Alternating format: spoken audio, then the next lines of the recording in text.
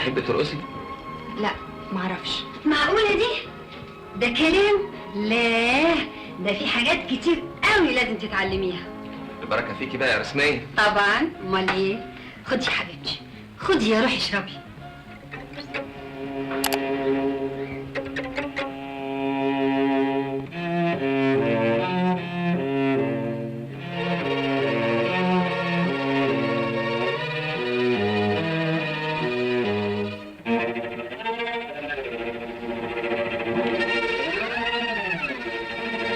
انا مش عارفه انا دايخه ليه. قومي يا حبيبتي ارتاحي على السرير وانت هتفوقي وتبقي عادي. قومي. معلش انا متاسفه قوي. لا يا حبيبتي تعالي. يلا يا رسميه انا كمان هساعدك. يلا.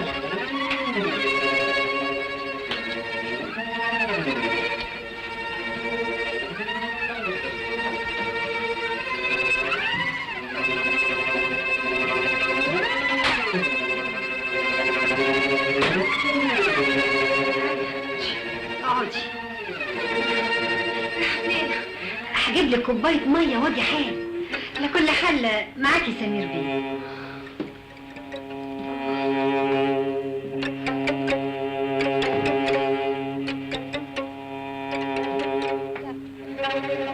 لا لا لا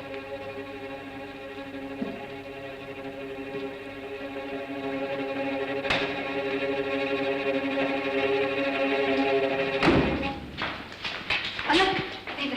في ايه؟ أنا الرائد سيد مصطفى، مكتب الآداب. شريف عرفة، رئيس المباحث. ايوه، انتوا ما تقدروش تدخلوا الشقه. في إذن من النيابة يا مدام. اتفضلي. افتحي باب لو سمحتي، وبلاش شوشرة.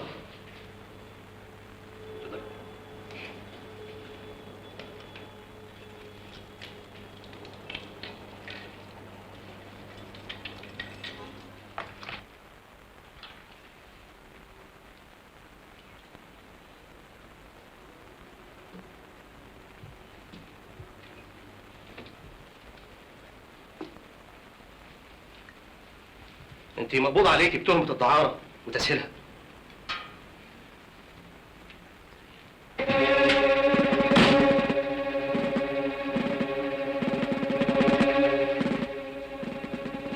وقد تم ضبطهم في حالة تلبس دعارة وأيضا حيازة مخدرات، كما تم ضبط 7 شقق تضار الدعارة ملك السيدة رسمية وشهرتها جليلة العرجة.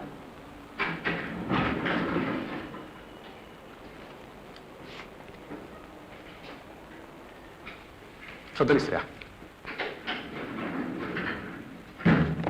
كمل انت المحضر يا فتاح وهات عشان نمضي ونبعته النيابة ان شاء الله. فقتي ولا لسه؟ مهما قلت لك مش هتصدقني، ومش انت بس، مفيش حد في الدنيا هيصدقني. انت هتخرجي يا سعاد. تقرير الطبيب الشرعي اثبت انك كنت مخدره، واثبت لنا حاجه مهمه جدا، اننا والحمد لله وصلنا في الوقت المناسب.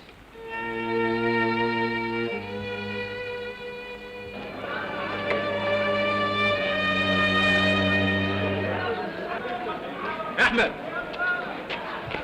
خلاص فرجت يا حماده، انا خارج يوم السبت ان شاء الله. الف مبروك يا عباس. الله يبارك فيك. مش عايز حاجه من بره؟ حاجه واحده بس يا عباس، دور لي على سعاد. اديني العنوان وانا اجيبها لك من تحت تقطيع الارض. عنوان ايه؟ ده طفشت من ابوها. ولا يهمك، هجيبها لك يعني هجيبها لك.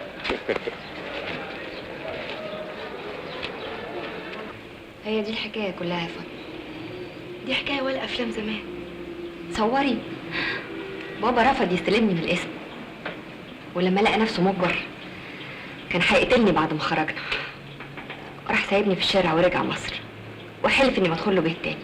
الحمد لله اللي احنا رجعنا من البلد في الوقت المناسب. ده بيتك يا سعاد وانا اختك. انا اللي حاسس في نفسي اللي عمله معايا بابا. انا كنت فاكره لو كل البيبان اتقفلت في وشي هو الباب الوحيد اللي هيفضل مفتوح لي. انت عارفه يا سعاد ان الصحاب بيكونوا اقرب من الاهل، وانا ماليش اخت وانت زي اختي واحنا متربيين سوا. ايوه يا فاطمه، بس لو استحملتيني يوم مش هتستحمليني تاني. انا لازم ادور على شغل، على الاقل عشان ابقى خفيفه عليكي شويه.